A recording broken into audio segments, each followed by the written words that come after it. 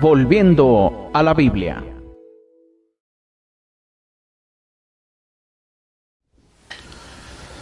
¿Cuál es tu situación con Dios? Esta pregunta puede tener una gran variedad de respuestas. Algunos dirán que su situación delante de Dios es buena, otros dirán que es mala, y no pocos no tendrán ni la menor idea. Entre la gente también habrá quienes no estén interesados en la condición que tienen delante de Dios. Sin embargo, dado que hablamos de nuestra condición delante del Creador, debe ser Él quien responda a esta pregunta. Uno puede decir que su condición delante de Dios es buena y no será así. Otros, dominados por la culpa, pueden pensar que es mala cuando en realidad es buena. El caso es que esta pregunta no debe tener una respuesta subjetiva, ni debe estar fundamentada en los sentimientos ni en la condición social de nadie. Esta pregunta debe ser contestada directamente por Dios. ¿Y qué dice Dios al respecto? ¿Cómo podemos saber sobre nuestra condición delante de su presencia? Podemos saberlo por medio de la ley universal de Dios. Esta ley la encontramos en Ezequiel capítulo 18 en el versículo 20 que dice: el alma que pecare, esa morirá. El Hijo no llevará el pecado del Padre, ni el Padre llevará el pecado del Hijo. La justicia del justo será sobre él, y la impiedad del impío será sobre él. Como vemos, este texto es de aplicación universal. Habla sobre el alma, es decir, cualquier persona. No importa su rango, no importa su estamento, no importa su educación, no importa su religiosidad, no importa si es casado o soltero, no importa si es joven o viejo, no importa si es mexicano, japonés o africano. Si peca, dice la palabra de Dios, morirá. Lo cual es el efecto mismo e inmediato de cualquiera que comete pecado. Ahora bien, el texto no solo nos habla de los efectos universales del pecado, sino también nos explica que esta ley es de aplicación individual. Por un lado, la generalidad del texto tiene que ver con los efectos que tiene el pecado sobre cualquier persona que lo comete. Pero al mismo tiempo, nos indica que tanto la acción de pecar como sus consecuencias espirituales se sufren individualmente.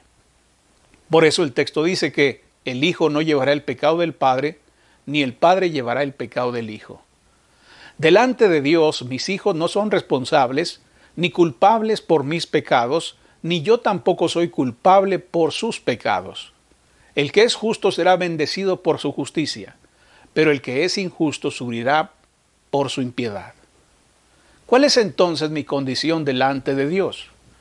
Si he cometido pecado, entonces mi condición no es buena. Estoy bajo el juicio del Señor y sufriré las consecuencias terribles de mi pecado.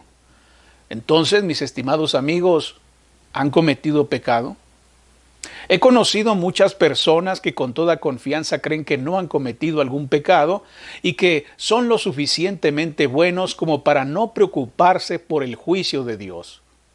Sin embargo, Dios dice algo muy, pero muy diferente. La triste realidad es que desde su juventud usted es un pecador.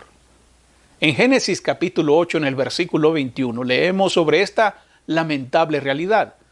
El texto dice: y percibió Jehová olor grato, y dijo Jehová en su corazón: no volveré más a maldecir la tierra por causa del hombre, porque el intento del corazón del hombre es malo desde su juventud. Ni volveré más a destruir todo ser viviente como he hecho. ¿Desde cuándo son malas las intenciones del hombre? Dios dice que el intento del corazón del hombre es malo desde su juventud. Dios no limita esto a cierta clase de personas. Dios no dice que este problema es de gente sin educación. Tampoco dice que este es un problema de los ricos. Él, en términos generales, dice que este es un problema del hombre, es decir, es un problema del ser humano. Mi estimado amigo, Dios conoce todas y cada una de las intenciones perversas que usted ha maquinado en su corazón. Si usted es un joven, Dios conoce todas sus malas intenciones. Si usted es una persona madura, Dios ha conocido todas sus malas intenciones que ha tenido desde su juventud hasta este día de su vida. Reitero, no importa si usted es rico o pobre, religioso o ateo, como dice Romanos capítulo 3, versículos 22 al 23. Porque no hay diferencia por cuanto todos pecaron y están destituidos de la gloria de Dios. Lo que dice aquí el apóstol Pablo es algo terrible. No solo nos habla de la culpabilidad del ser humano delante de Dios, sino también de la condición que cada uno de ellos tiene. Pablo dice que están destituidos de la gloria de Dios. Usted, estimado amigo que me escucha, está destituido de la gloria de Dios por causa de sus pecados. La palabra destituido habla de uno que está privado de la gloria de Dios, de uno que no puede alcanzar esa gloria de ninguna manera. Están muertos, es decir, están separados de Dios y de su gloria. Así lo dijo Pablo en Romanos capítulo 6, versículo 23, que dice, porque la paga del pecado es muerte.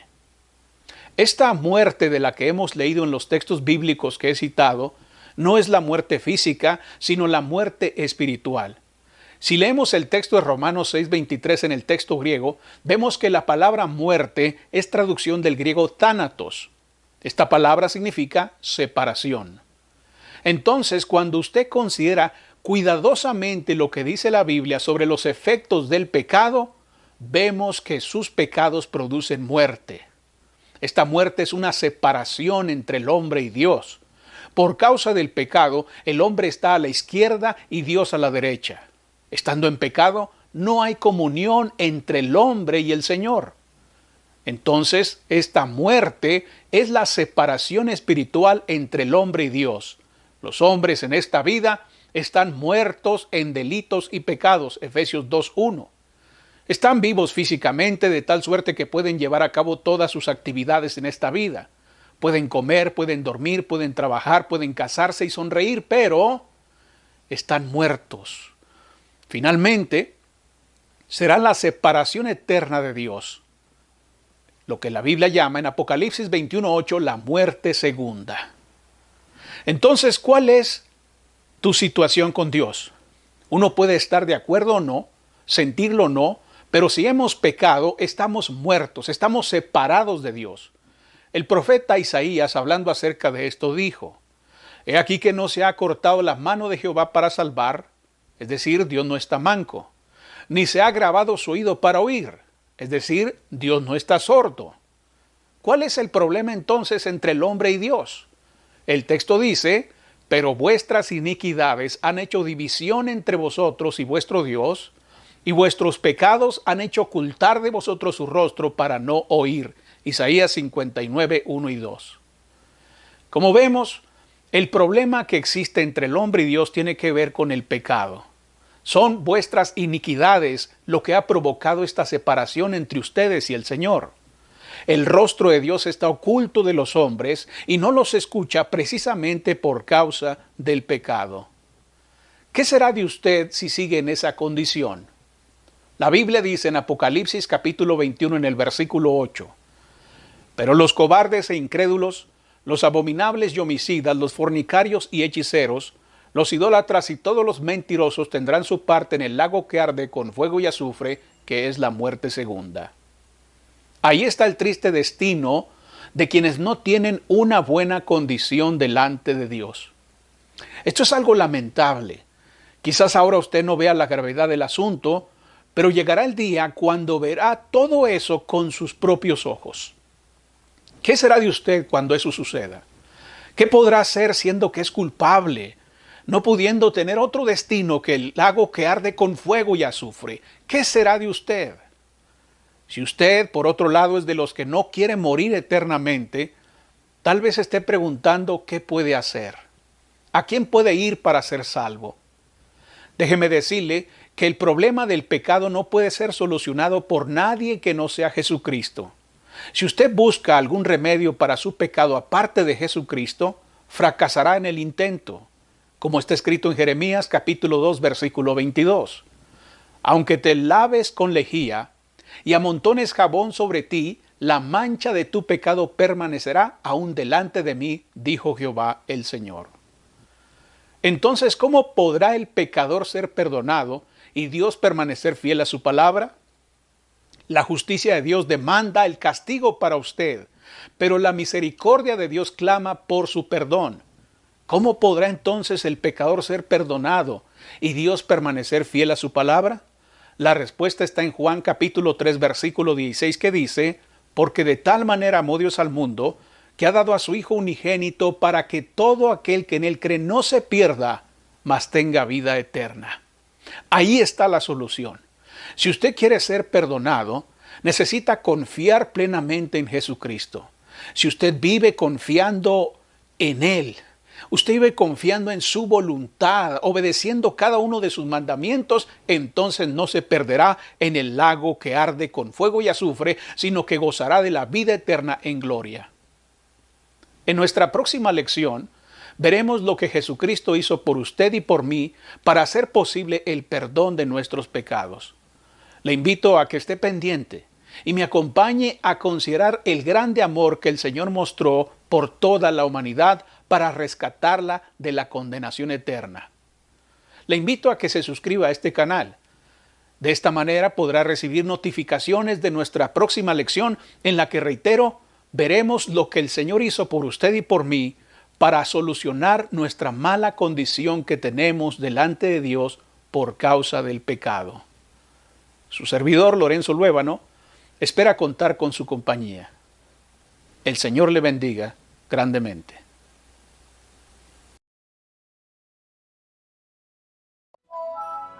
Volviendo a la Biblia.